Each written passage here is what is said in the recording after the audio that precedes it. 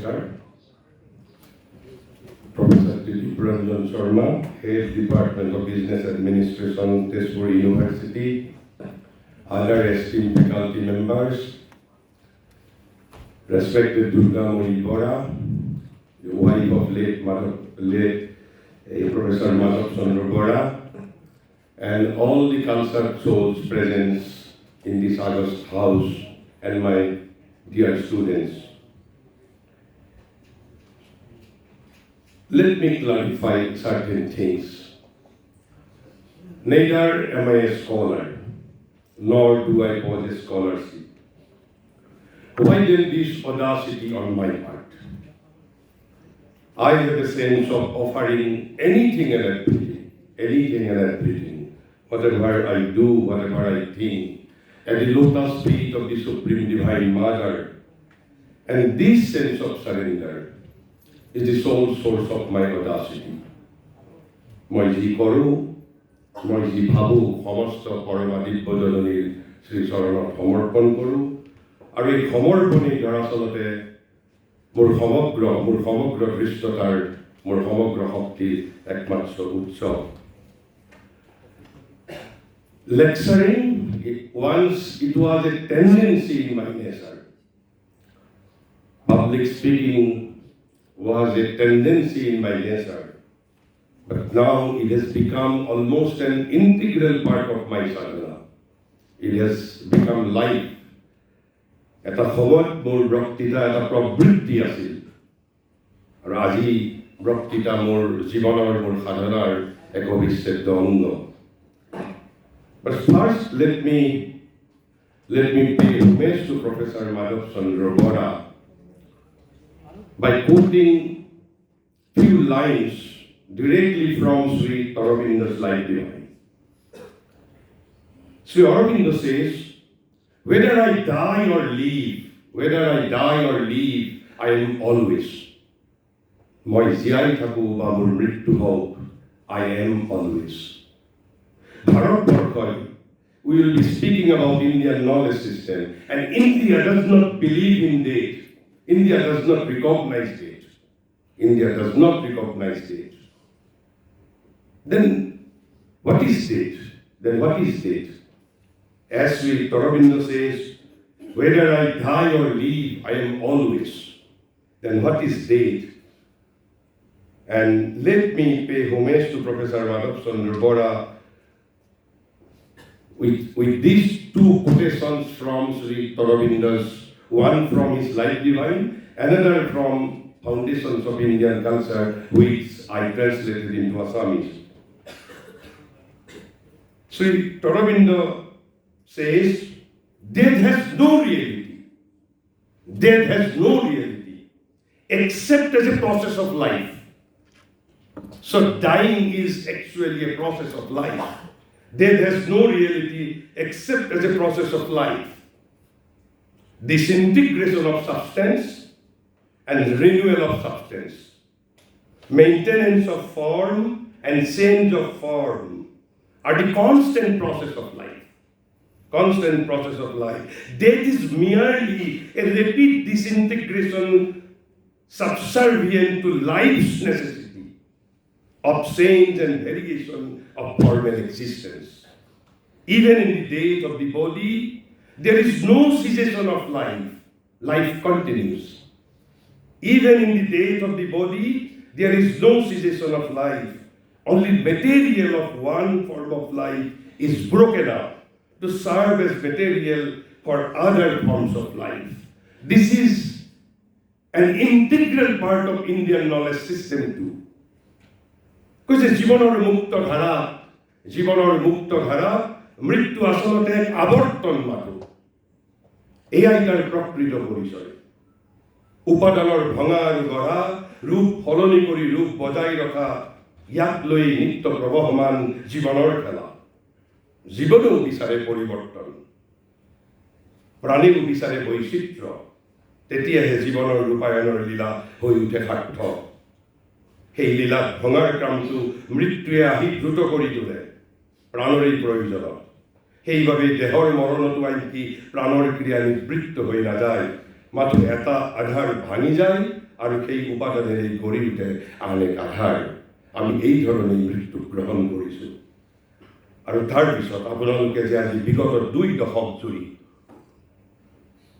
অধ্যাপক মাধৱ চন্দ্ৰ বৰাৰ স্মৃতি বছৰে এই যে বাৰ্ষিক বক্তৃতা অনুষ্ঠান আয়োজন কৰিছে, মই তাৰ তাৎপৰ্য কি ধৰণে মই গ্ৰহণ কৰিছোঁ, তাৰ কি তাৎপৰ্য হ'ব পাৰে, মই মহাৰিষি শ্ৰী অৰবিন্দৰ ফাউণ্ডেশ্যনছ অফ ইণ্ডিয়ান কালচাৰত তাজমহলৰ বিষয়ে লেখা মাত্ৰ এষাৰি বাক্যৰে মই তেখেতৰ প্ৰতি শ্ৰদ্ধাঞ্জলি জনাম। আৰু আপোনালোকে এই যে বছৰে বছৰে department of business administration Tezpur বিশ্ববিদ্যালয়ে আয়োজন কৰিছে, তাৰ যথাৰ্থ তাৎপৰ্য কি হ'ব পাৰে। শ্ৰী অৰবিন্দই লিখিছিল, "The Taj is not merely a sensuous reminiscence of an imperial armor or a fairy enchantment hewn from the moon's lucent queries, but the eternal dream of a love that survives fate." Eternal love. The eternal dream of a love that survives fate. Because Taj Mahal এজন ৰজাৰ প্ৰণয় কাহিনীৰ ইন্দ্ৰিয়গ্ৰাহ্য এক স্মৃতিচিহ্ন মাত্ৰ নহয়। Then what it is? অথবা চন্দ্ৰৰ উজ্জ্বল খনিৰ পৰা কাটি ওলোৱা মায়াৰাজ্যৰ এক সন্মোহন ইন্দ্ৰজাল নহয়। What is Taj? বৰং যি প্ৰেম মৃত্যুৰ পাছতো বাচি থাকে সেই প্ৰেমৰ সনাতন সপোন। আৰু মই আপোনালোকে যে বিগত 2 দশক জুৰি অধ্যাপক মাধৱ চন্দ্ৰ বৰাৰ স্মৃতিত এই যে বক্তৃতা অনুষ্ঠান আয়োজন কৰি আছে, মই এই ধৰণে তাৰ তাৎপৰ্য হৃদয়ংগম কৰিছোঁ যে যি প্ৰেম মৃত্যুৰ পাছতো বাচি থাকে সেই প্ৰেমৰ সনাতন সপোন। আৰু মই ভগৱানৰ ওচৰত প্ৰাৰ্থনা কৰিছোঁ মৃত্যুৰ পিছত বাচি থকা এই প্ৰেম সঁচাকৈয়ে আপোনালোকৰ সনাতন প্ৰেম হৈ উঠক। So, I will be delivering on Indian knowledge system, its contemporary and universal relevance. So, I am dividing this topic into 4-5 parts.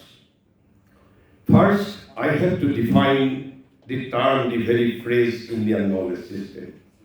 Though it can be defined by various authorities in various ways, still I have to define what is Indian knowledge system and how it differs from Indology, the very word Indology. So Indian knowledge system, we have to discuss as well how it differs from the very term Indology. And then, what is India? And what is knowledge in the profoundest Indian sense of the word Jnana? Of course, all through Maharishis, all through the lens of Sri Aurobindo only. So first let me define the phrase Indian knowledge system. But before that, let me utter two, three words from Shankardev's writing. শংকৰদেৱে লিখিছিল, দেৱৰ বাঞ্ছনী নৰদেহা ইটো পাই আছে ভাৰতত। দেৱৰ বাঞ্ছনী নৰদেহা ইটো পাই আছে ভাৰতত, কৃষ্ণ সেৱা কৰি নানা কাৰ্য কৰি ফুৰে নানা বিষয়ত। আৰু লিখিছে, ভাৰতত বাঞ্চু জন্ম আমি দেৱযত। শংকৰদেৱে কৈছে, মই কোৱা নাই। স্বৰ্গৰ যিমান দেৱতা আছে সকলো দেৱতাই হেনো ভাৰতবৰ্ষত জন্মগ্ৰহণ কৰিব বিচাৰে। মই কোৱা নাই। আজিৰ পৰা 650 বছৰ পূৰ্বে মহাপুৰুষ শংকৰদেৱে কৈ গৈছে। এবাৰ নহয়, দুবাৰ নহয়। শংকৰদেৱে তেওঁৰ নিজৰ সৃষ্টিৰ বাটত ক'তো কামৰূপ বা অসম শব্দ লেখা নাই। He has used the word India, the word Bharat for 43 times. 43 bar. Can it be without any significance? Can it be without any significance? তাৰপিছত আকৌ শংকৰদেৱৰ আৰু এটা মই আপোনালোকৰ আগত কৈছে, শুনা সভাসত পদ মহাভাগৱত পাৰিলা নৰদেহা মহাভাগ্য ভাৰতত। ভাৰতবৰ্ষত যে জন্মগ্ৰহণ কৰিছোঁ এয়া হেনো আমাৰ মহাভাগ্য। আমি কোৱা নাই। আজিৰ পৰা 650 বছৰ আগত, 1826 চনৰ 500 বছৰ আগত শংকৰদেৱে কৈ থৈ গৈছে। কেৱল শংকৰদেৱ নহয়, মাধৱদেৱে কি কৈছিল পুনঃ, ধন্য ধন্য কলিকাল, ধন্য নৰ তনুভাল, ধন্য ধন্য ভাৰত কৰিছে। 650 বছৰ আগত সমগ্ৰ ভাৰতবৰ্ষৰ ভিতৰত এক বিৰল ঘটনা। 650 বছৰ আগত উত্তৰত বা দক্ষিণত বা পশ্চিমত শংকৰদেৱৰ বাহিৰে, কেৱল শংকৰদেৱ নহয়, মোৰ হাতত অসমৰ বৈষ্ণৱ যুগৰ প্ৰতিগৰাকী কবিয়ে ভাৰতৰ বন্দনা গাই গৈছে। মোৰ ইয়াতে সমস্ত তথ্য আছে। প্ৰতিগৰাকী, উইদাউট এক্সেপশ্যন, 650 বছৰ পূৰ্বে, আজিৰ ভাৰতবৰ্ষত নহয়, 650 বছৰ পূৰ্বে। মোৰ ইয়াত সম্পূৰ্ণ তথ্য আছে। শংকৰদেৱে আটাইতকৈ বেছি 43 বাৰ ভাৰতবৰ্ষৰ নাম লৈছে, 43 times. Can it be without any significance? আপুনি উত্তৰত দক্ষিণত, মই একেবাৰে নাই বুলি নকওঁ, মই কৈছোঁ ইটছ এ ৰেয়াৰ। আধ্যাত্মিক সৃষ্টিৰ পাতে পাতে তেওঁলোকে ভাৰতবৰ্ষক গৰিমামণ্ডিত কৰাৰ কি কাৰণ থাকিব পাৰে? আৰু সেই পৰম্পৰা তাৰ পিছত আমি দেখিবলৈ পাওঁ একেবাৰে ঊনবিংশ শতিকাৰ শেষাৰ্ধত বিবেকানন্দৰ সৃষ্টিৰ পাতত, তাৰপিছত মহাযোগী মহাবিপ্লৱী শ্ৰী তৰবিন্দৰ লেখাৰ পাতত। কিন্তু 650 বছৰ পূৰ্বে, কেন it be without any significance? মই আপোনালোকৰ কেৱল দৃষ্টি আকৰ্ষণ কৰিছোঁ এই যে কণ্টেম্পোৰাৰী এণ্ড ইউনিভাৰ্চেল ৰেলিভেন্স। আমি যদি আন একো কথা হৃদয়ংগম কৰিব নোৱাৰোঁ, অন্ততঃ 650 বছৰ পূৰ্বে অসমৰ প্ৰতিজন মানে মই আপোনালোকক কওঁ, একেবাৰে শংকৰদেৱ, মাধৱদেৱ, কবিশেখৰ, ৰত্নাকৰ কন্দলী, অনন্ত কন্দলী, ভট্টদেৱ, গোপাল চৰণ মিশ্ৰ, হৰিদাস, ৰাম সৰস্বতী, ৰামচৰণ ঠাকুৰ, ভূষণ দিজ, অনিৰুদ্ধদেৱ, বিষ্ণু ভাৰতী, গোপীনাথ দিজ, লক্ষ্মীনাথ দিজ, ৰাম গোপাল, কলাপ চন্দ্ৰ দিজ, কেশৱ চৰণ কায়স্থ, নৰোত্তম ঠাকুৰ, শ্ৰী বিষ্ণুদেৱ, ৰামানন্দ দিজ, প্ৰতিগৰাকীয়ে কোনোবাই দুবাৰ, কোনোবাই তিনিবাৰ, কোনোবাই এবাৰ, শংকৰদেৱে আটাইতকৈ বেছি সংখ্যক 43 বাৰ। So this is the significance, this is the relevance of India, this is the relevance of Indian knowledge system. অন্তত যদি আমি আন একো কথা হৃদয়ংগম কৰিব নোৱাৰোঁ। তাৰ ইয়াতো মাধৱ কন্দলীয়েতো লিখিছে আৰু এটা সাংঘাতিক কথা, কৈছে ব্ৰহ্মা আদি দেৱে বাঞ্চিয়া নপায়ে ভাৰতে তনুৰ কায়া। ক'ত লিখিছে তেওঁ? ৰামায়ণৰ অৰণ্যকাণ্ড। আমি ব্ৰহ্মাক স্বয়ং স্ৰষ্টাকৰ্তা বুলি জানো। স্বয়ং স্ৰষ্টাই ভাৰতবৰ্ষত জন্ম ল'ব বিচাৰিছে, আৰু জন্ম ল'ব বিচাৰি তেওঁ পোৱা নাই। কৃষ্ণই জন্ম লাভ কৰিব পাৰিছে, শিৱয়ো জন্ম লাভ কৰিব পৰা নাই, আৰু ব্ৰহ্মায়ো জন্ম লাভ কৰিব পৰা নাই ভাৰতবৰ্ষত। তেনে জন্ম আমি পাইছোঁ ইয়াত। সেইবাবে শংকৰদেৱে কৈছে মহাভাগ্য আমাৰ। সেই ভাগ্যক ব্যাখ্যা কৰাটোৱেই ইণ্ডিয়ান নলেজ ছিষ্টেমৰ ওৱান অফ দি ছিগনিফিকেন্সেছ। তেনেহ'লে প্ৰথমতে let me define the term Indian knowledge system, the phrase Indian knowledge system. Though it can be defined variously by various authors, it is open for various definition by various authors. But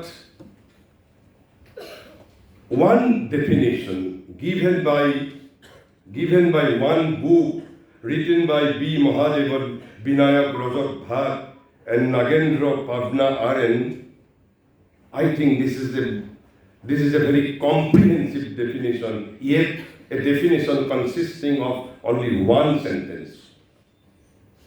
Very comprehensive definition. And they say IPS is a generic phrase.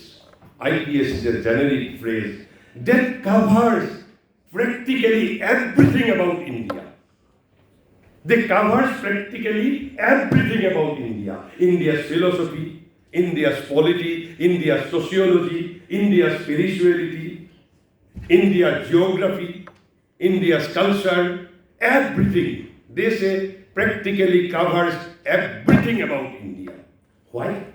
Why practically covers everything about India is defined as Indian knowledge system? Because everything associated with India is also associated with knowledge.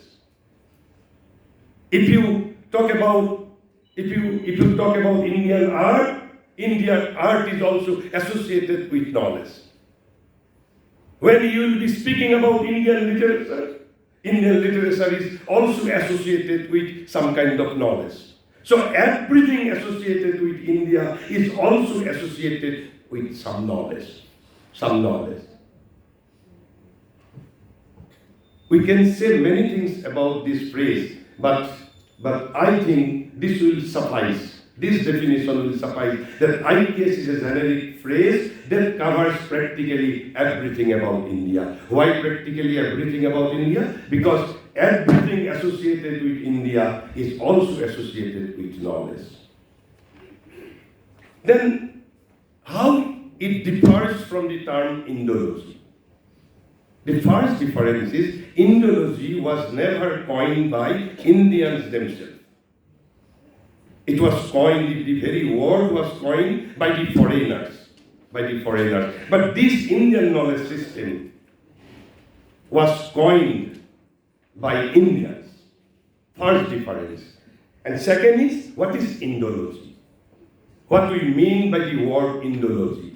Indology, also known as South Asian studies, though India is prominent, but Indology basically speaks about South Asian studies.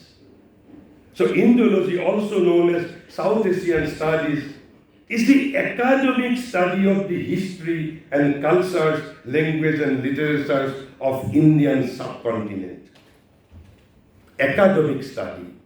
But IPS covers practically everything about India. India's sociology, Indian art, India's politics, India's society, everything about India. Even India's geography also.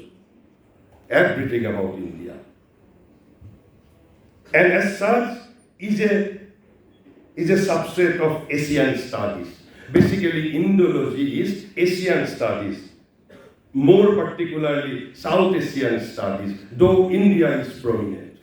So, Indology is basically an academic study of history, culture, language, literature of the whole Indian subcontinent. Indian subcontinent means the South Asian studies, the Asian studies, though India is the prominent. And it is coined by Westerners, basically, Western scholars. But the very term Indian knowledge system, the very phrase Indian knowledge system was coined a decade before by Indians themselves. So now the second segment,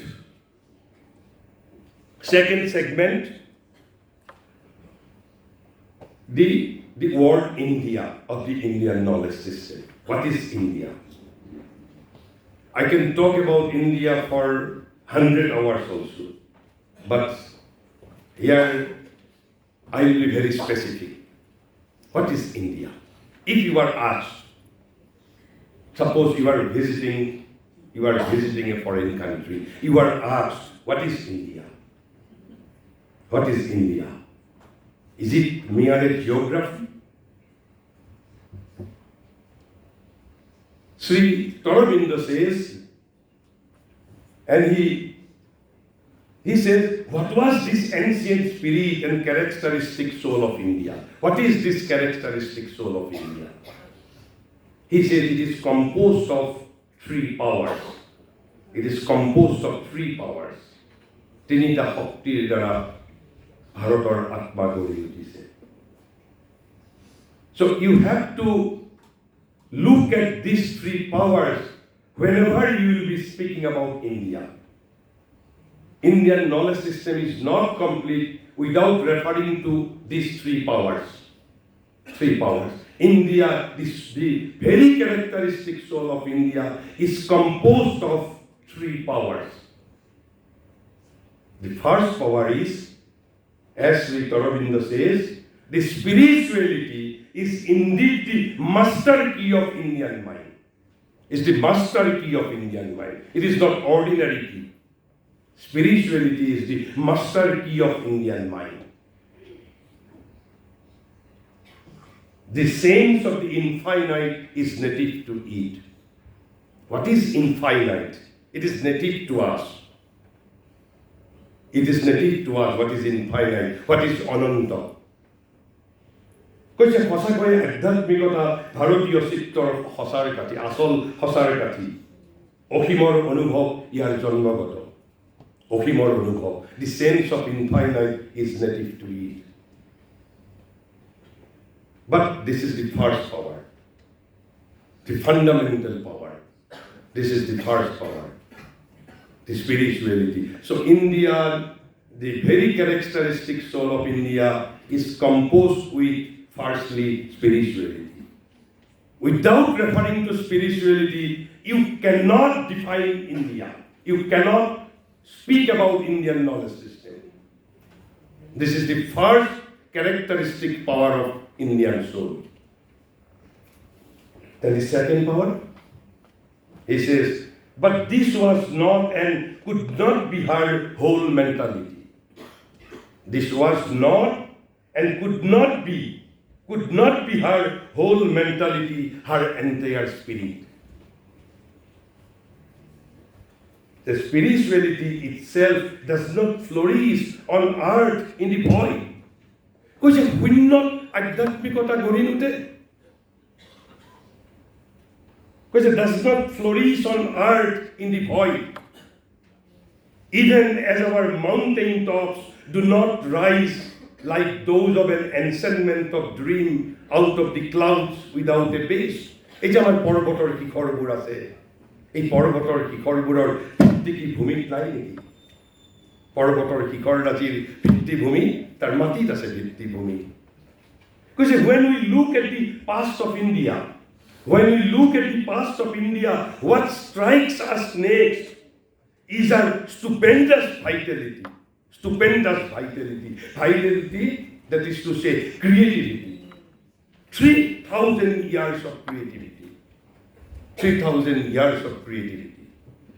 Because when we look at the past of India, what strikes us next is a stupendous vitality, her inexhaustible power of life and joy of life, her almost unimaginably prolific creativeness. What is vitality? Unimaginably, which cannot be imagined. What was the prolific creativeness? Unimaginably prolific creativeness. This was the second power of the characteristic soul of India. That is vitality. That is to say, creativity. Unimaginably prolific creativity. Unimaginably prolific creativity. মই সেই আধ্যাত্মিকতাৰ এই যে ৩,০০০ বছৰৰ মই যদি মহাযোগীৰ ভাষাত যদি ক'বলৈ যাওঁ সময়ৰ নষ্ট হ'ব। আপোনালোকে নিজে মই যিখন কিতাপ অনুবাদ কৰিছোঁ তাতো আছে, আৰু তেওঁৰ ভাৰতৰ নৱজন্ম শীৰ্ষক 4টা প্ৰবন্ধ আছে। তাৰে প্ৰথম প্ৰবন্ধতেই তেওঁ 3টা পাৱাৰৰেই ভিভিড ডেছক্ৰিপশ্যন দিছে, ভিভিড ডেছক্ৰিপশ্যন দিছে। মই ইয়াত কেৱল মাত্ৰ আপোনালোকক 3টা পাৱাৰ যে আছে সেই কথাখিনি ক'বলৈ গৈছোঁ। কৈছে কিন্তু এয়াই ভাৰতৰ অন্তৰাত্মাৰ সমগ্ৰ নাছিল, এয়াই সমগ্ৰ হ'বও নোৱাৰে। পাৰ্থিৱ লোকত আধ্যাত্মিকতাৰ যি প্ৰকাশ সি শূন্যত উপজিব নোৱাৰে। আমাৰ পৰ্বতৰাজিৰ শিখৰবোৰ সপোনৰ ভোজবাজিৰ দৰে বাৰু মেঘৰ জঠৰৰ পৰা ওলাইছে নেকি? এই যে পাহাৰৰ শিখৰবোৰ মেঘৰ পেটৰ পৰাতো ওলোৱা নাই, মাটিৰ ওপৰত জানো এইবোৰৰ প্ৰতিষ্ঠা নাই? আমি যেতিয়া ভাৰতৰ অতীতৰ ফালে দৃষ্টিপাত কৰোঁ, আধ্যাত্মিকতাৰ অব্যৱহিত পাছতে যিটো বস্তু আমাৰ চকুত পৰে সেয়া বিৰাট প্ৰাণ শক্তি, ভাইটেলিটি, জীৱনৰ অফুৰন্ত সামৰ্থ্য আৰু আনন্দৰ খেলা, সৃজনশীল কৰ্মত প্ৰায় এক কল্পনাতীত প্ৰাচুৰ্য, আনইমাজিনেবলি প্ৰলিফিক ক্ৰিয়েটিভনেছ। তেনেহ'লে তৃতীয় শক্তিটো ভাৰতৰ কি আছিল? তৃতীয় শক্তিটো কৈছে, but the supreme spirituality and this prolific abundance of the energy and joy of life and creation do not make all that the spirit of India has been in its past.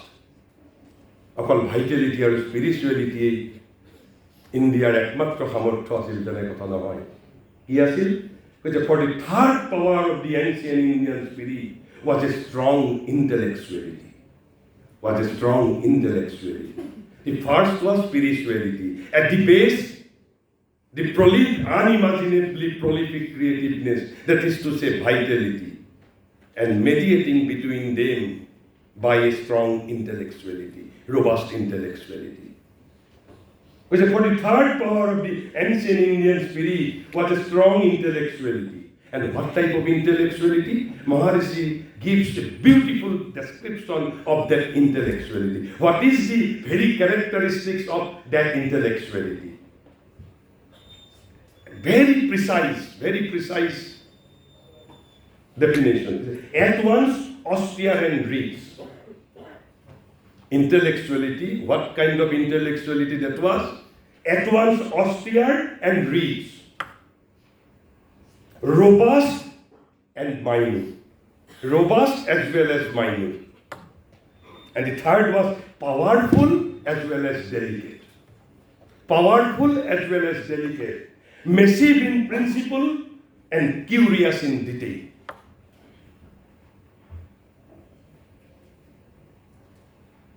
কৈছে কিন্তু এই চৰম আধ্যাত্মিক বোধ আৰু জীৱনী শক্তিৰ এই প্ৰাচুৰ্য তথা জীৱন আৰু সৃজনৰ আনন্দ মাথো এই উভয়েই অতীত ভাৰতৰ ভাৱধাৰাৰ সমগ্ৰ নাছিল।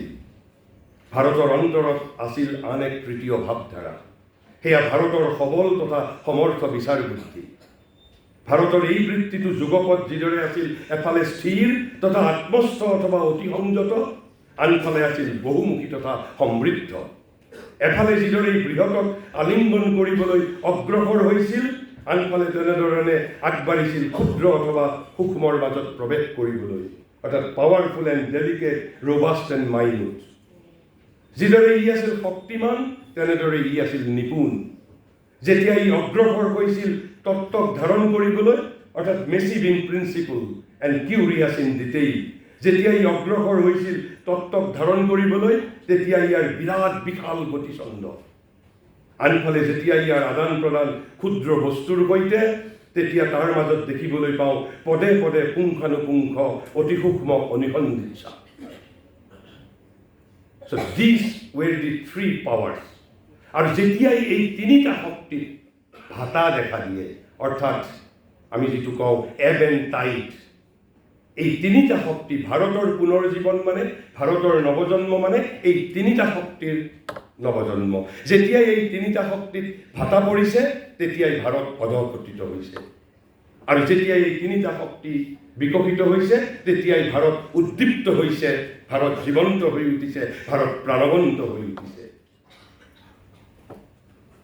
আৰু তাৰ পিছত কৈছে does an ingrained and dominant spirituality. Does an ingrained and dominant spirituality at the top. An inexhaustible vital creativeness and gust of life, and mediating between them a powerful, penetrating and scrupulous intelligence. Combined of a rational, ethical and aesthetic mind, each at a high intensity of action, created the harmony of the ancient Indian culture. Which is ওপৰত আধ্যাত্মিকতা, তলত প্ৰাণ শক্তি, আৰু দুটাৰ মাজত মধ্যস্থতা কৰিছিল কোনে? এটা সমৰ্থ বিচাৰ বুদ্ধিয়ে, mediating between two by a powerful intellectuality. কৈছে ওপৰত সকলোকে ব্যাপী আছিল ভাৰতৰ আপোন মজ্জাগত সহজাত আধ্যাত্মিকতাই। তলত কৰ্মজগতত প্ৰসাৰিত হৈ আছিল ভাৰতৰ অফুৰন্ত প্ৰাণ শক্তিৰ এক সৃজন প্ৰতিভা তথা সজীৱ জীৱনধাৰাৰ উদাত্ত আৱেগ। আৰু এই উভয়ৰ মাজত আদান প্ৰদানৰ সেতু গঢ়ি তুলিছিল এনে সমৰ্থ, তীক্ষ্ণ তথা সতৰ্ক বিচাৰ বুদ্ধিয়ে, যি মাথো যুক্তিৰ ক্ষেত্ৰতে নহয়, বৰং নীতি তথা ৰসজ্ঞতাৰ ক্ষেত্ৰতো এই ত্ৰিবিধ ধাৰাৰ প্ৰতিটোতে চৰম সৃষ্টি তৎপৰতাকে অনুপ্ৰাণিত কৰিছিল। প্ৰাচীন ভাৰতৰ সংস্কৃতিত যি অপৰূপ সামঞ্জস্য দেখিবলৈ পাওঁ, সি এনেধৰণেৰে গঢ়ি উঠিছিল। গতিকে the characteristic soul of India is composed of these three powers: spirituality, vitality, and mediating between these two by a strong and robust and minute intellectuality. তাৰপিছত let me explain the word knowledge in the profounder Indian sense of the word jnana. Jnana is not knowledge. So let me explain the meaning of the word knowledge in the profounder Indian sense of the word jnana.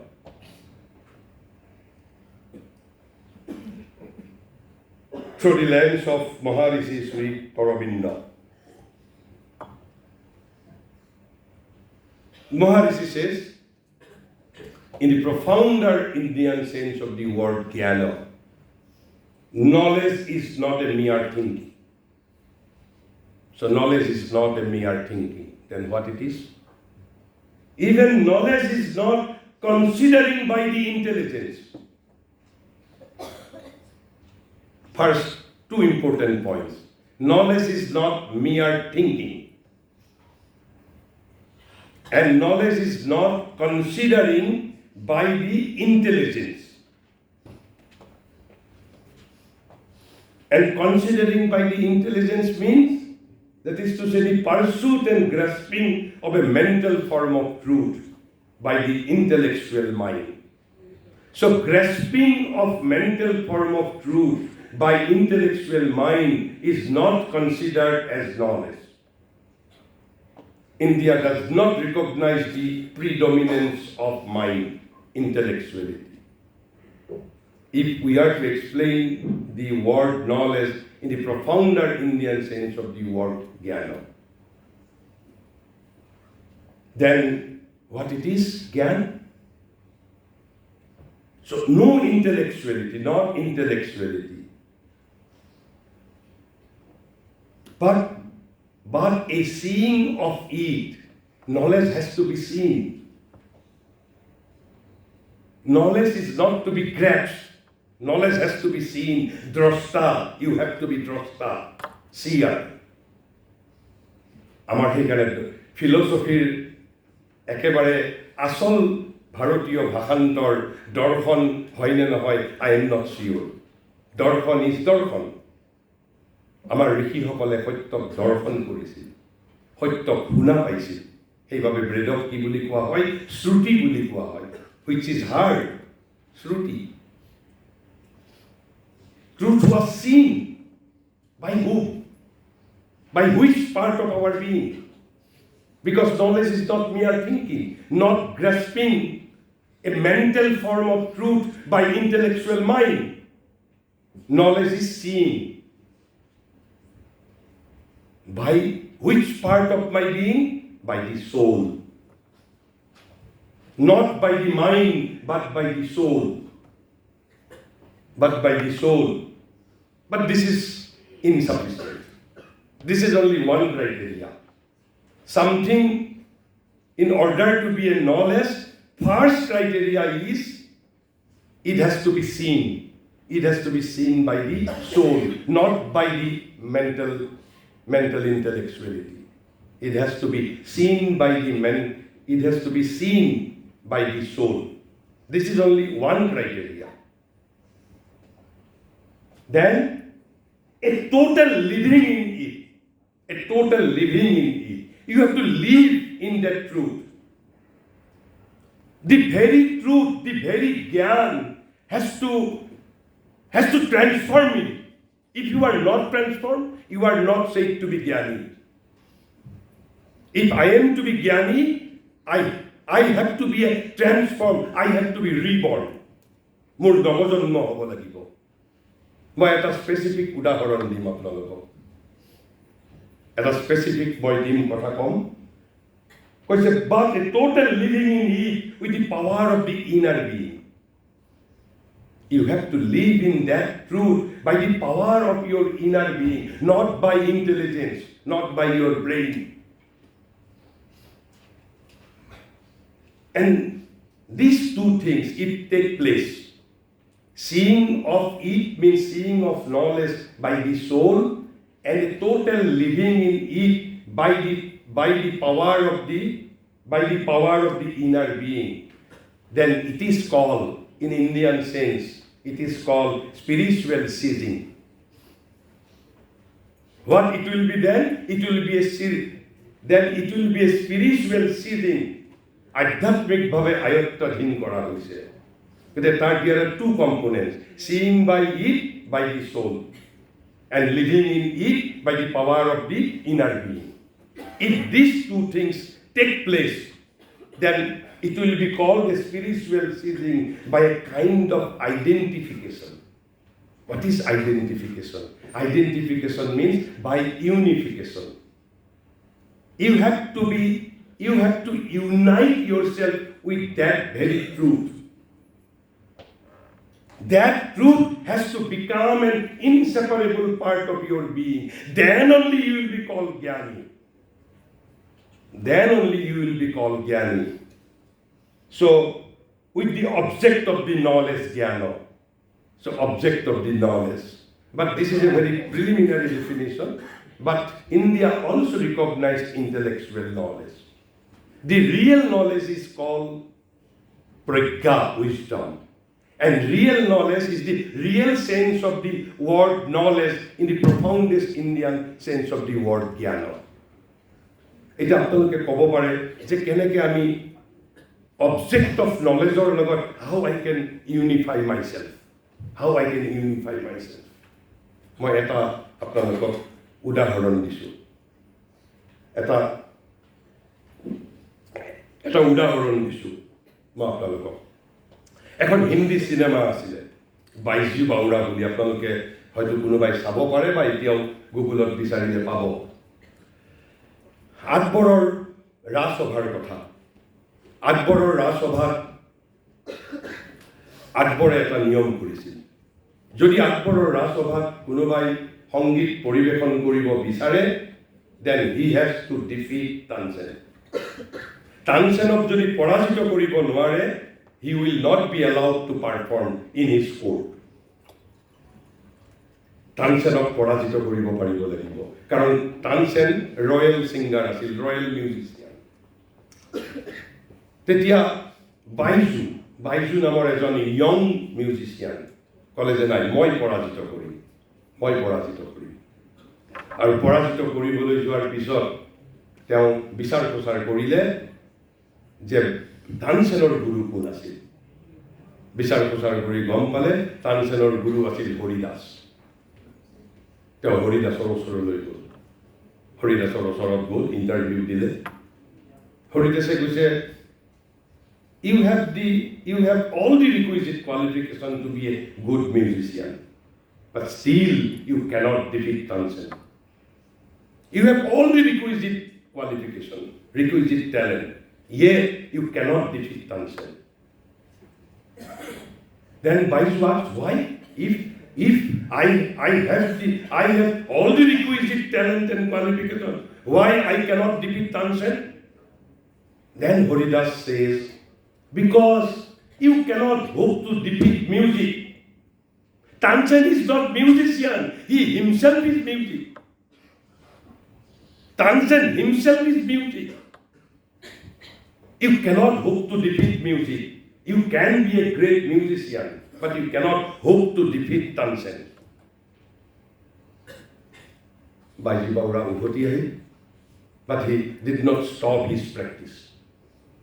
আৰু 3 মাহ 4 মাহ সমাহৰ পিছত ঠিক মই সময়টো ইমান ভালদৰে নাজানো Baiju Baurai শুনিলে Haridas was suffering from paralysis. ওচৰতে এটা কৃষ্ণ মন্দিৰ আছিল এই কৃষ্ণ মন্দিৰটোলৈকে সদায় হৰিদাসে গৈ পাৰফৰ্ম কৰিছিল আজিকালি আমি another element of Indian knowledge system আজিকালি music art are sold musics are performed before customers আমি গ্ৰাহকৰ ওচৰত আমাৰ সংগীত পৰিৱেশন কৰো আৰু গ্ৰাহকে মোৰ সেই পৰিবেশ্য কলা মোৰ কলাৰ নৈপুণ্য ক্ৰয় কৰে I am purchased as an artist কিন্তু আগত হৰিদাস তেওঁলোকে পাৰফৰ্ম কৰিছিল অকল ভগৱানৰ ওচৰত তেওঁলোকে সমৰ্পণ কৰিছিল ভগৱানৰ চৰণত কিন্তু হৰিদাস বহুদিন এই মন্দিৰটোলৈকে যাব পৰা নাই কাৰণ because he is suffering from paralysis আৰু বাইজুৱে কথাটো শুনি এদিন হৰিদাস থাকা ঘৰলৈ আহিছে ওচৰলৈ আহিছে কিন্তু হৰিদাসক জানিব দিয়া নাই একেবাৰে প্ৰত্যক্ষভাৱে পঞ্চাতে সেই মন্দিৰটোলৈ গৈছে আৰু কৃষ্ণৰ সন্মুখত উদাত্তভাৱে সংগীত পৰিৱেশন কৰিছে আৰু সেই সংগীতৰ স্পন্দনত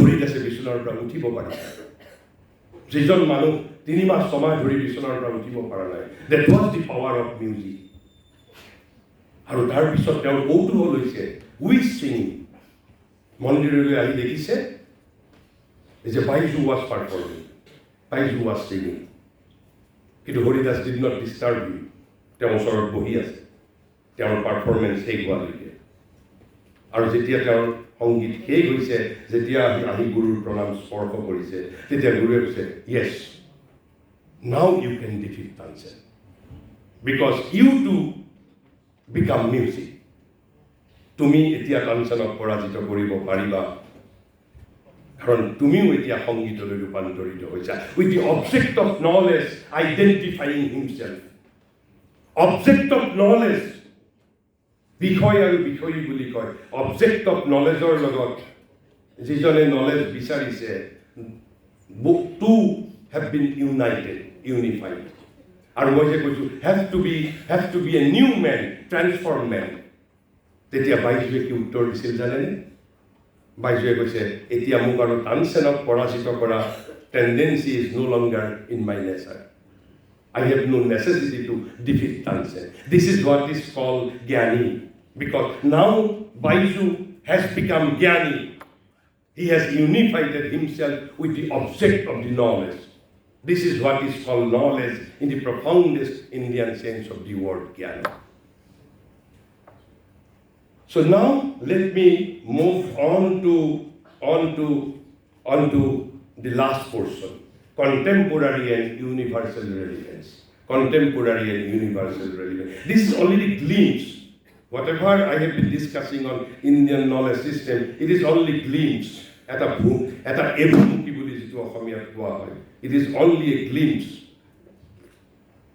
আমি ইতিমধ্যে গুৱাহাটী বিশ্ববিদ্যালয়ৰ অধীনত ইণ্ডিয়ান নলেজ চিষ্টেমৰ বিষয়ে 100টা বক্তৃতাৰ আমাৰ এটা অনলাইন লেকচাৰ সিৰিজ চলি আছে অহাকালি মই 22nd lecture I will be delivering.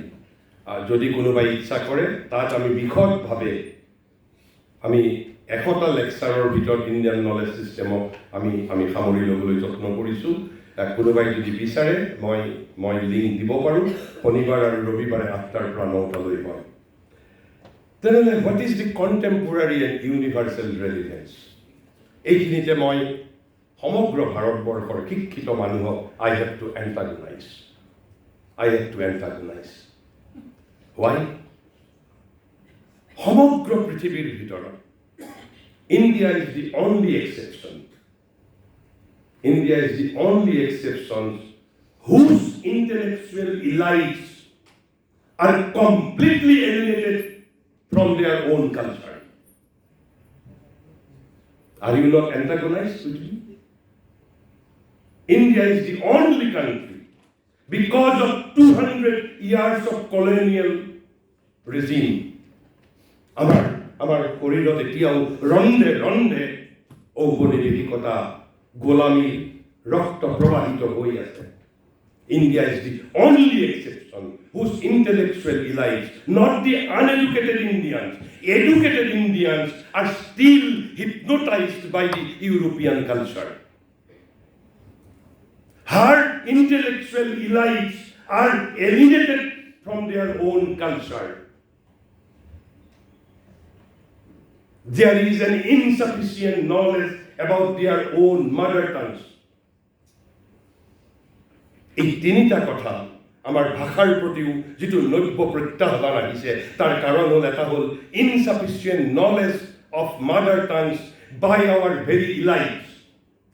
আমাৰ অভিজাত শ্ৰেণীটোৱে আমাৰ ভাষাৰ প্ৰকাশিকা শক্তিৰ বিষয়ে কোনো ধাৰণাই নাই মাতৃভাষাৰ এই যে আজি নতুন NEP 2020 মাতৃভাষাৰ গুৰুত্ব আকৌ আনিব বিচাৰিছে আটাইতকৈ ডাঙৰ যিটো ভাবুকি বিশেষকৈ আমাৰ অভিভাৱকসকল they have no knowledge about the tremendous expressive power of modern Indian languages মই এই বিষয়ে ব্যাখ্যা কৰিবলৈ নাযাওঁ আৰু দ্বিতীয়তে our educated Indians are still hypnotized by the glamour of the English language and for that matter by the European culture and her intellectual elites are alienated from their own culture. But why? And this is the first contemporary relevance. We want to reconnect those intellectual elites with their own roots. This is the first hidden agenda of imposing Indian knowledge system on the educated elites. Because University Grand Commission is proposing to impose Indian knowledge system where? In the campuses, in the universities, in the colleges. বিশ্ববিদ্যালয় অনুদান আয়োগে ভাৰতীয় জ্ঞান পৰম্পৰাৰ বিষয়ে আমাৰ অশিক্ষিত মানুহক শিক্ষিত কৰিবলৈ প্ৰয়াস কৰা নাই, because UGC knows very well that our uneducated Indians are very much still rooted, and deliberately we are refocusing on Indian knowledge system with a view to reconnect our intellectual elites with their own roots. This is the first relevant, first hidden agenda why we are imposing Indian knowledge system on Indian universities. We means the UGC is imposing Indian knowledge system because they are confirmed. The educated Indians are alienated. Why? There has to be a historical perspective. Let me discuss these things from the writings of another sage. And in my opinion, he is the only living sage of post-independent India. He is still living, I think. He is Ram Swarup. I will be discussing one writing which was originally published in an article form in Indian Express in the year 1984. Later it became a part of another book. The title of that write-up was Cultural Self-Alienation Among Hindus and Some Remedial Measures. It was written by Ram Swarup. He says, and let me quote him, that when two cultures meet on unequal military terms,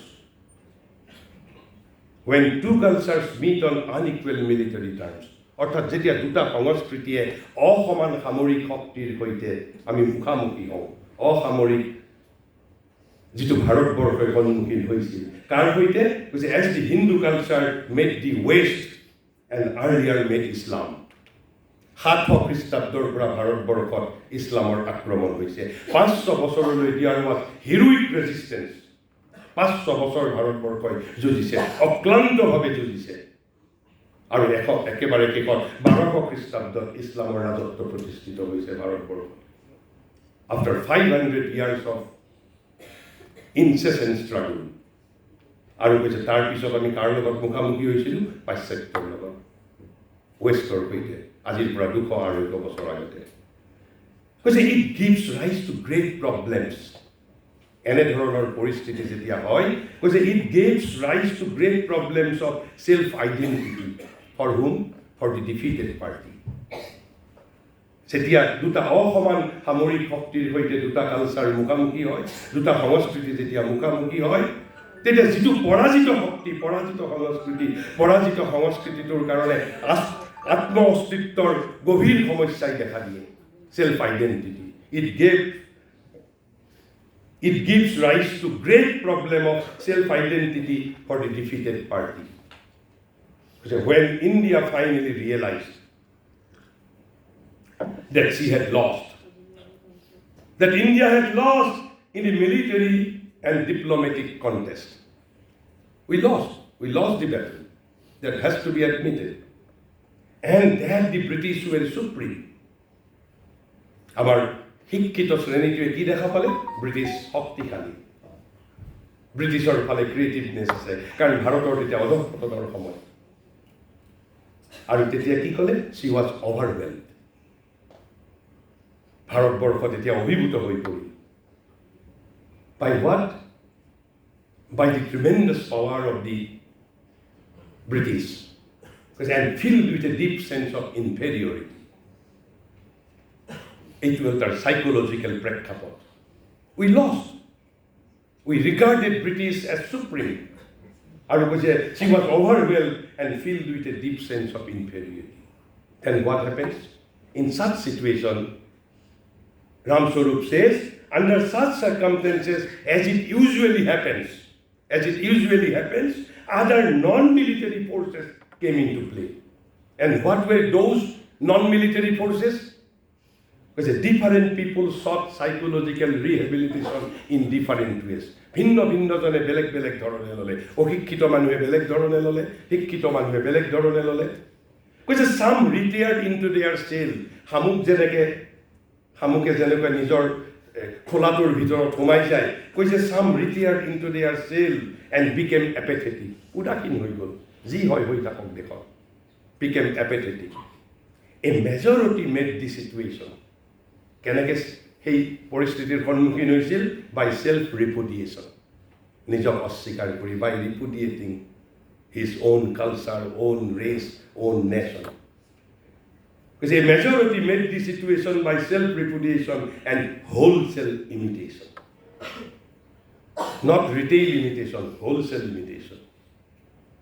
They disowned their nationhood and their culture and adopted the ways and attitudes of the victors.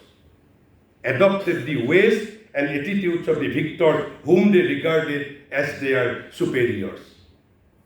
They saved their self-respect through self-alienation. So that was the technology adopted by our intellectual elites. Saving self-respect by self-alienation, by self-repudiation.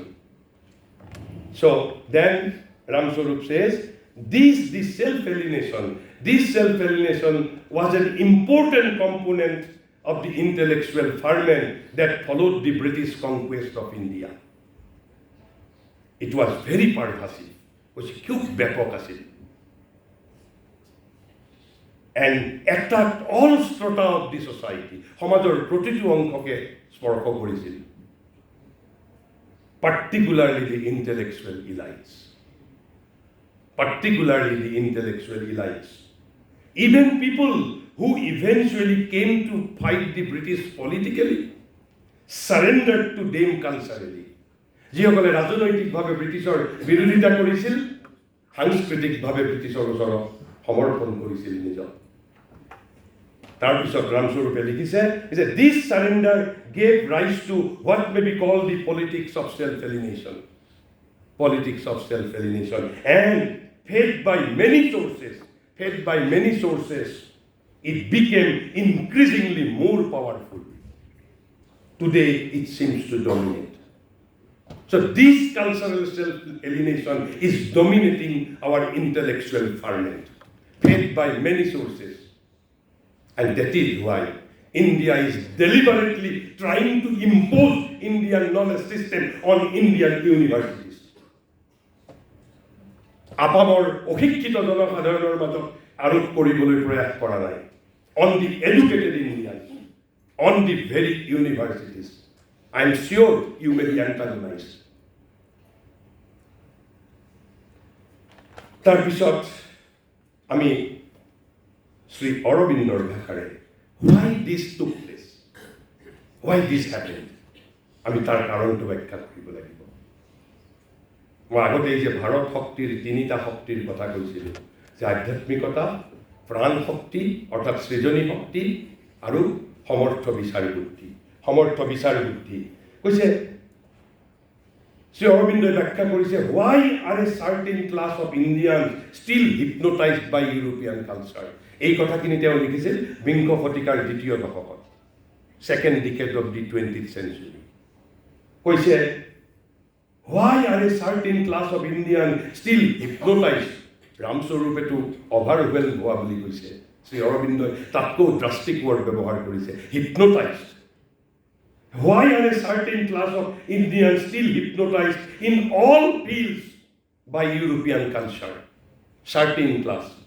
And why are we all still hypnotized by it in the field of politics? Our Bharatiya Rajniti, Bharatiyottor কোনো গন্ধেই নাই. It is 200% foreign.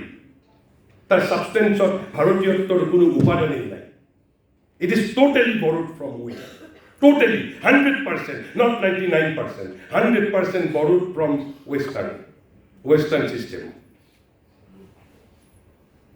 তেনেহ'লে তাৰ কাৰণ কি?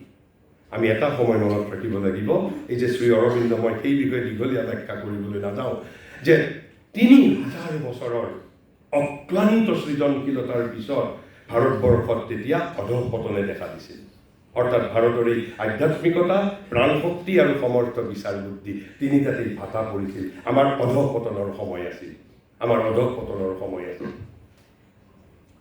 কিয় অধঃপতন হৈছিল তাৰ কাৰণ আমি আজি ব্যাখ্যা নকৰোঁ। আমি ধৰি লৈছোঁ প্ৰথম যে অধঃপতনৰ সময়, আৰু অধঃপতনৰ সময়ত আমাৰ মাজত কোনো সৃজনী শক্তি আমাৰ এই ইণ্টেলেকচুৱেল ইলাইটসকলে দেখিবলৈ পোৱা নাই। সমস্ত সৃজনী শক্তি কাৰ ফালে দেখা পাইছে? ব্ৰিটিছৰ ফালে। আৰু সেইবাবে they got hypnotized. এই যে আমি প্ৰথমতে যে ৩,০০০ বছৰৰ ভাৰতৰ সৃজনশীলতাৰ কথা শ্ৰী অৰবিন্দই যে উনুকিয়াই দিছে, কিয়? ডেলিভাৰেটলি। আমি আমাৰ বিগত ১০০০ বছৰৰ আমাৰ যিটো অধঃপতনৰ সময়ৰ দ্বাৰা ভাৰতবৰ্ষৰ ১০,০০০ বছৰৰ ইতিহাসক আমি ব্যাখ্যা কৰিব নোৱাৰোঁ। শ্ৰী অৰবিন্দই কৈছে, because they constantly saw, they means those intellectual elites, they saw constantly all the power, creation, activity on the side of Europe, and all the immobility or weakness of a static, inefficient defense on the side of India. আমি এটা কেৱল নিষ্ক্ৰিয় প্ৰতিৰোধ। এজন যোগী অনিৰ্বাণে এই দৃশ্যটো, এই চিটুৱেশ্যনটো ভালদৰে ব্যাখ্যা কৰি কৈছে যে প্ৰাচ্যৰ প্ৰজ্ঞা আছিল স্তীমিত সেই সময়ত, তাৰ ওপৰত জঁপিয়াই পৰিল পাশ্চাত্যৰ প্ৰবল প্ৰাণ। প্ৰাচ্য যেন দিশহাৰা হৈ গ'ল। প্ৰাচ্যৰ প্ৰজ্ঞা আছিল তেতিয়া স্তীমিত। সেই স্তীমিত প্ৰজ্ঞাৰ ওপৰত পাশ্চাত্যৰ প্ৰবল প্ৰাণ জঁপিয়াই পৰিল। প্ৰাচ্য যেন দিশহাৰা হৈ গ'ল। আৰু দিশহাৰা মূলতঃ আমাৰ অভিজাত শ্ৰেণীটো দিশহাৰা হৈছিল, শিক্ষিত শ্ৰেণীটো দিশহাৰা হৈছিল। কাৰণ তেওঁলোকেহে কথা বুজি পাইছিল, অশিক্ষিত শ্ৰেণীটো এইটো বুজি পোৱা নাছিল। কিন্তু আমি এতিয়া, মই একেবাৰে শেষৰ ফালে আহিছোঁ, কিন্তু শ্ৰী অৰবিন্দই কৈছে, why we are re-imposing Indian knowledge system, why we are imposing Indian knowledge system on the minds of educated Indians, কাৰণ তেওঁলোকক ভাৰতৰ সমৃদ্ধ শক্তিৰ সৈতে পৰিচিত কৰি দিবলৈ প্ৰয়াস কৰিছোঁ। This is the relevance, contemporary relevance. কিয়? শ্ৰী অৰবিন্দই কৈছে যে যেতিয়াই ভাৰতবৰ্ষই নিজৰ শক্তিৰ সৈতে ব্ৰিটিছৰ এই চকুত চাট মাৰি যোৱা শক্তিক প্ৰত্যাহ্বান জনাইছে, তেতিয়াই তাৰ গ্লেমাৰ হঠাৎ নোহোৱা হৈ পৰিছে। ভাৰত শক্তিয়ে বিজয় লাভ কৰিছে। আমি তাকেই নতুনকৈ কৰিবলৈ বিচাৰিছোঁ। শ্ৰী অৰবিন্দই লিখিছে, but wherever the Indian spirit has been able to react, to attack with energy and to create with eclat মানে সমাৰোহৰ সৈতে eclat, to create with eclat, the European glamour has begun immediately to lose its hypnotic power. এই যে European শক্তিৰ যিটো হিপনটিক power began to lose, কেতিয়া? যেতিয়া কৈছে য'তেই ভাৰতীয় প্ৰকৃতিয়ে বিৰুদ্ধাচৰণ কৰিবলৈ সমৰ্থ হৈছে, বীৰ্যৰ সৈতে আক্ৰমণ আৰু সমাৰোহৰ সৈতে সৃষ্টি কৰিব পাৰিছে, তাতেই ইউৰোপীয় চকুত চাট মাৰি ধৰা যাদুৰ মোহিনী শক্তি তৎক্ষণাৎ হীনবৃত্য হ'বলৈ আৰম্ভ কৰিছে। আৰু সেইবাবেই we are reimposing Indian knowledge system. সেইবাবে আইডিয়া অফ ইণ্ডিয়াৰ কথা, ইণ্ডিয়াৰ পাৱাৰৰ বিষয়ে ক'বলৈ প্ৰয়াস কৰা হৈছে, যাতে এই ইউৰোপীয় শক্তিৰ হিপনটিং পাৱাৰ যাতে ওৱান্স এগেইন হেৰুৱাবলৈ বাধ্য হয়। তাৰ প্ৰমাণ কি? এনেইতো ক'লে নহ'ব, প্ৰমাণ লাগিব। মহাৰিষিয়ে তেতিয়া কৈছে, সেই সময়ত কিন্তু, অৰ্থাৎ ঠিক second decade of the 20th century, এই সময় আহালৈকে মহাৰিষিয়ে লিখিছে, no one now feels the weight of the religious assault from Europe. তেতিয়া আৰু ইমান আগত যিমান তীব্ৰ আছিল, সিমান তীব্ৰভাৱে ভাবা নাই তেতিয়া, যেতিয়া second decade of the last century, বিংশ শতাব্দীৰ দ্বিতীয় দশক মানত কৈছে, which was very powerful at the outset. Why? Because the creative activities of the Hindu revival have made Indian religion a living and evolving, a secure, triumphant and self-assertive power. কৈছে এই ঊনবিংশ শতিকাৰ শেষৰ ফালে যিটো ৰি-এৱেকেনিং আৰম্ভ হৈছিলে, সেই ৰি-এৱেকেনিং আহি বিংশ শতিকাৰ দ্বিতীয় দশক মানত কি হৈছিল কৈছে এতিয়া আৰু কোনেও ইউৰোপীয় ধৰ্মৰ আক্ৰমণৰ গুৰুভাৰ অনুভৱ নকৰে যদিও প্ৰথমৰ ফালে সেয়া আছিল অতি প্ৰবল কাৰণ হিন্দুৰ পুনৰুজ্জীৱনৰ সৃজনশীল ক্ৰিয়াৱলীয়ে ভাৰতীয় ধৰ্মক এক সজীৱ আৰু বিকাশশীল নিৰাপদ বিজয়ী আত্মপ্ৰতিষ্ঠা সমৰ্থ শক্তিত পৰিণত কৰিছে কোনে কৰিছিল সেই কথাটোৰ প্ৰতি আপোনালোকৰ মই দৃষ্টি আকৰ্ষণ কৰিব বিচাৰিছোঁ শ্ৰী অৰবিন্দই কৈছে সেই সময়ত দুটা ঘটনাই ভাৰতবৰ্ষৰ ইতিহাসৰ গতি সলনি কৰি দিছিল আমি কিন্তু আজি কল্পনাও কৰিব নোৱাৰিম মাত্ৰ দুটা ঘটনাই কৈছে but the seal was put to this war by two events সেই দুটা ঘটনা কি কৈছে first one was the theosophical movement যদিও থিওচফিকেল মুভমেণ্টৰ তাৰ নিজস্ব কিছু ত্ৰুটি আছে তাৰ বাবে পিছত ই এটা ব্যৰ্থতালৈ পৰ্যবেক্ষিত হৈছিল আমি সেই বিষয়ে ব্যাখ্যা নকৰোঁ but at the outset it was very powerful কৈছে but the seal was put to this war by two events the theosophical movement and the appearance of Swami Vivekananda at Chicago আমি আৰু আজি কোনো কল্পনা কৰিব নোৱাৰোঁ এই 30 বছৰীয়া যুৱক বিবেকানন্দই 1893 চনৰ 11 ছেপ্টেম্বৰৰ দিনা চিৰদিনৰ বাবে ভাৰতীয় জাতিৰ ইতিহাস পৰিৱৰ্তন কৰি দিছিল যদি কাৰোবাৰ সংশয়ী মন আছে এতিয়াও সেই সময়ৰ বাতৰি কাকত ভাৰতবৰ্ষত মজুত আছে নহ'লে হয়তো কোনোবাই অবিশ্বাস কৰিলেহেঁতেন মাত্ৰ এজন ব্যক্তিৰ এটা বক্তৃতাই 5 মিনিটৰ বক্তৃতাই ভাৰতৰ সহস্ৰ বছৰৰ জড়তা নিৰ্মূল কৰি কি দিছিল সেই সময়ত আটাইতকৈ প্ৰয়োজনীয় দুটা বস্তু আত্মবিশ্বাস আৰু আত্মসন্মান আৰু এই আত্মবিশ্বাস আৰু আত্মসন্মানে সহস্ৰ বছৰৰ জড়তা নোহোৱা কৰি ভাৰতীয় জাতিক উদ্দীপ্ত কৰি দিছিল সেই দুটা ঘটনা কিয় মই সেই বিষয়ে ব্যাখ্যা কৰিবলৈ নাযাওঁ কেৱল মাত্ৰ মই আপোনালোকৰ আগত মই সেই কথা দুটা উল্লেখ কৰিছোঁ বাট why we are reimposing now Indian knowledge system why we are imposing Indian knowledge because কৈছে but when the initial shock was over ৰামস্বৰূপে লিখিছে কৈছে আমি তেতিয়া দুটা মেচুৰাৰ ষ্ট্ৰেটেজি ভাৰতবৰ্ষই এডপ্ট কৰিছিল এই মেচুৰাৰ ষ্ট্ৰেটেজি দুটা কি কৈছে but when the initial shock was over and the military presence became less obtrusive though not less real and some kind of civic life returned and we also became more familiar with the victor a measured reaction and strategy emerged. A measured reaction and strategy. What was that measured reaction and strategy? Ramswarupe লিখিছে কৈছে military political inferiority was accepted. A military political inferiority was accepted. Yes, we are inferior militarily, and politically we were inferior. A military political inferiority was accepted for the time being. But reassertion took place at the religious spiritual level, secretly.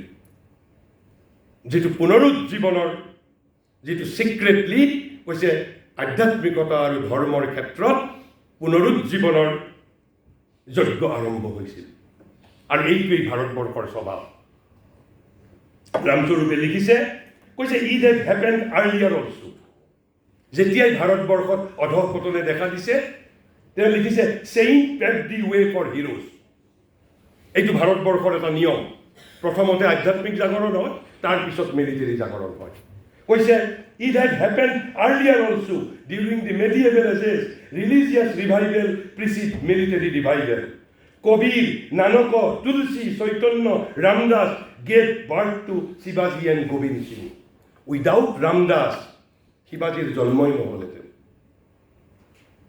Without কবিৰ নানক তুলসী গোবিন্দ সিঙৰ জন্মই নহলহেঁতেন সেইভাবে কৈছে ভাৰতবৰ্ষক যদি পুনৰুজ্জীৱিত কৰিব খোজো ভাৰতৰ আধ্যাত্মিকতা ভাৰতৰ প্ৰাণ শক্তি অৰ্থাৎ সৃজনী শক্তি আৰু ভাৰতৰ সমৰ্থ বিচাৰ বুদ্ধি স্পিৰিচুৱেলিটি ভাইটেলিটি এণ্ড ইণ্টেলেকচুৱেলিটি আৰু that is why we are deliberately knowingly reimposing Indian knowledge system on educated Indians. Why? তেনেহ'লে মোৰ যেটো কণ্টেম্পোৰাৰী ৰেলিভেন্স তাৰ এটা কাৰণ হ'ল মই যেটো কলো যে to reconnect our alienated Indians with their own roots. That is the first contemporary relevance. But that is not all. What is its universal relevance? What is its universal relevance? And Maharishi says that the modern world is still mainly European. A world dominated by the European mind and Western civilization. And he unambiguously declared, we claim to set right this undue preponderance. আমি এই অযথা গুরুত্ব পরিবর্তন কৰিব বিচাৰিছো. It was open announcement. Because the modern world is still mainly European, a world dominated by the European mind and Western civilization. We claim to set right this undue preponderance, to reassert the Asiatic and for ourselves the Indian mind, and to preserve and develop the great values of Asiatic and of Indian civilization. That is the second relevance of contemporary relevance of Indian knowledge system. What is that? We claim to set right this undue preponderance, to reassert the Asiatic and for ourselves the Indian mind, and to preserve and develop the great values of Asiatic and of Indian civilization. It is open declaration. Open declaration. কিন্তু তাৰ পিছত শ্ৰী অৰবিন্দই কৈছে, why Asiatic values or Indian values should triumph? কিয় ভাৰতবৰ্ষৰ শক্তিয়ে বিজয়ী হ'ব লাগে? কিয় হ'ব লাগে বিজয়ী? কৈছে, but the Asiatic or the Indian mind can only assert itself successfully. আমি কেতিয়া successfully assert কৰিব পাৰিম? কৈছে, by meeting these problems. This problem মানে তাৰ আগৰ লাইনত বৰ্তমান হিউমেনিটিক যিবোৰ প্ৰব্লেমে যন্ত্ৰণা দি ৰাখিছে. কৈছে, by meeting these problems and by giving them a solution which will justify its own ideals and spirit. কৈছে, পৃথিৱীৰ সমস্ত মানৱ জাতিৰ সমস্যা ভাৰতবৰ্ষই সমাধান কৰিব পাৰিব লাগিব with Indian knowledge and Indian values. আৰু তেতিয়াহে we will successfully assert, we can successfully assert our Indian values. আমি যেতিয়া এই সমস্যাসমূহ সমাধান কৰিব পাৰিম. That is the universal relevance. Why we need Indian knowledge system. Because with European knowledge system, we cannot reassert ourselves.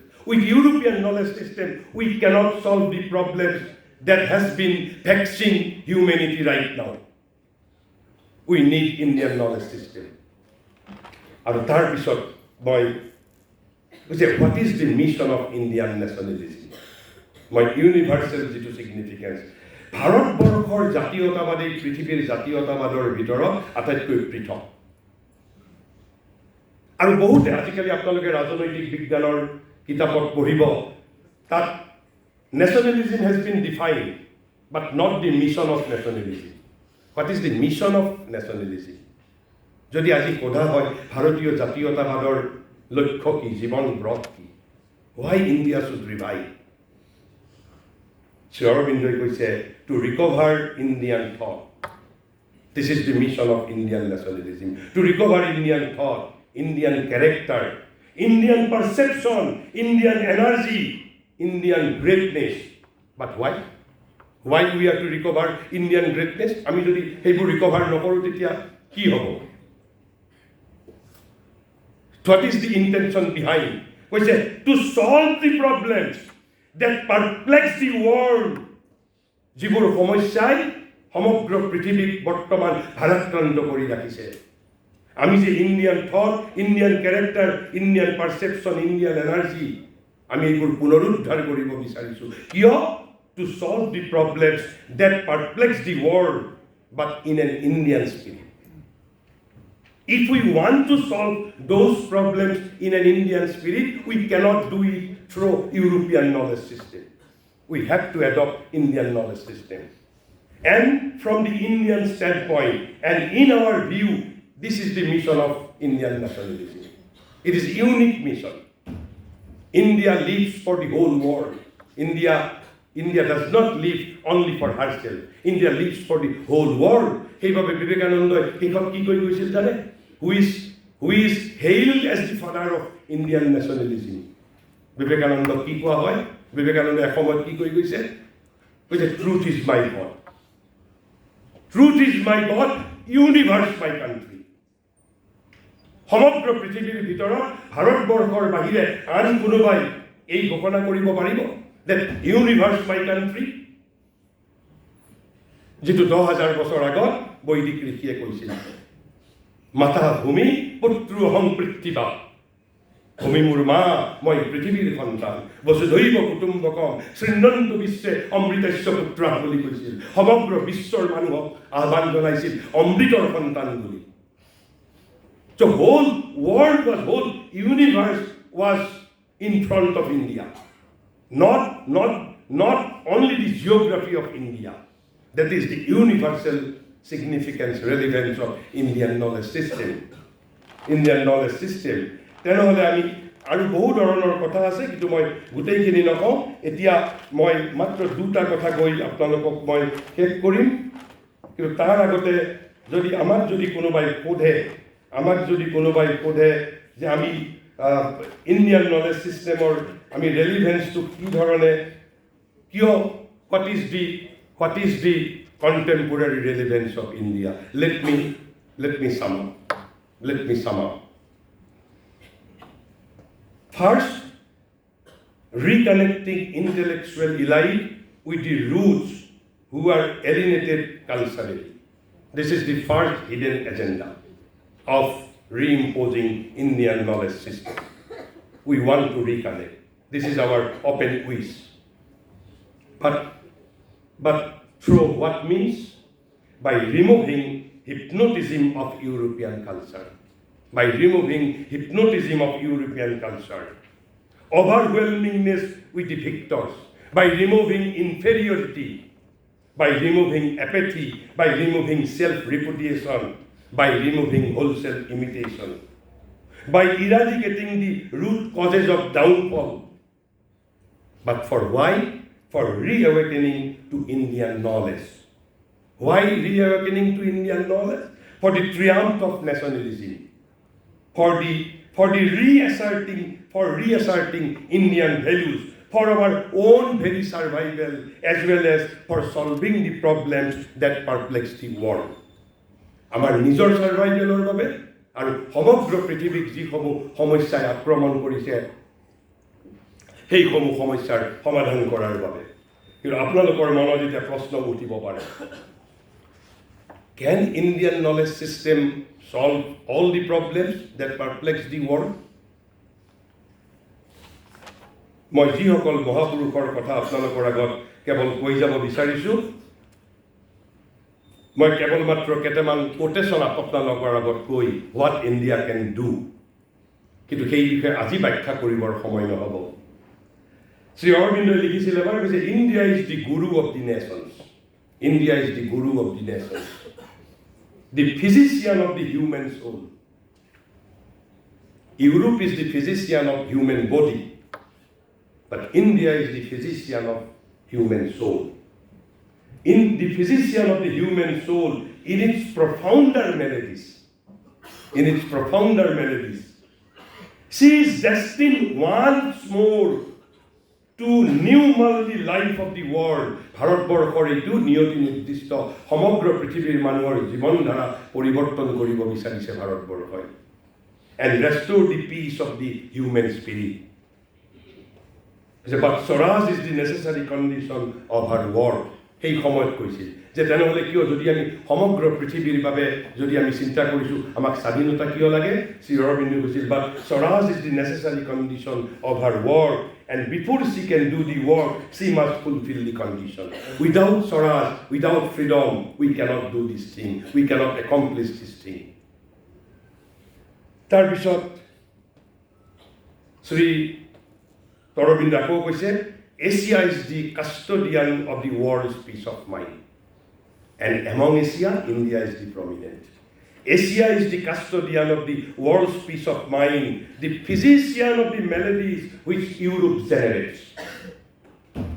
যিবোৰ সমস্যা ইউৰোপে জন্ম দিয়ে সেইবোৰ সমস্যা সমাধান কৰাটো ভাৰতৰ দায়িত্ব What a profounder language is the physician of the melodies which Europe generates.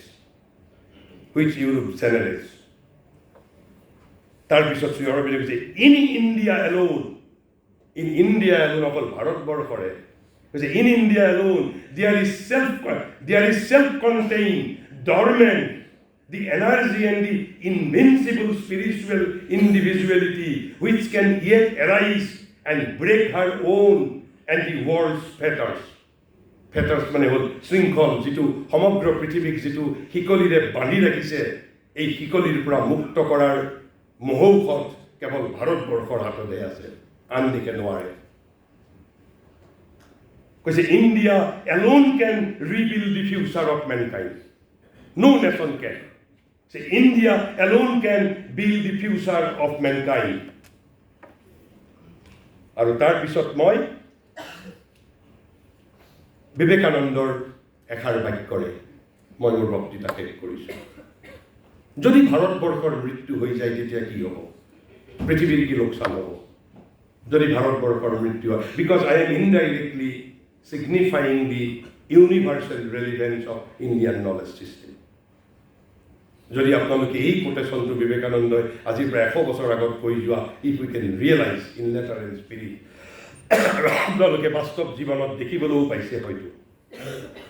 স্বামীজীয়ে প্ৰশ্ন কৰিছিল, shall India die? Shall India die? আৰু shall India die অৰ্থ কি? The dying of spirituality, vitality and intellectuality. India is composed of these three powers. India is not composed with her geography alone. Shall India die?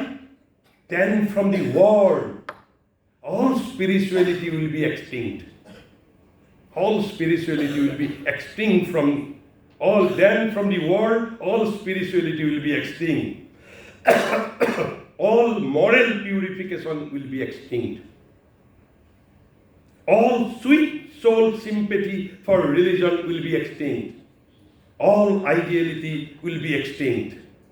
And in its place will reign the duality of lust and luxury as the male and female deities, with money as its priest, fraud, force, and competition its ceremonies, and the human soul its sacrifice. Such a thing can never be. Which ভাৰতৰ মৃত্যু হ'ব নেকি?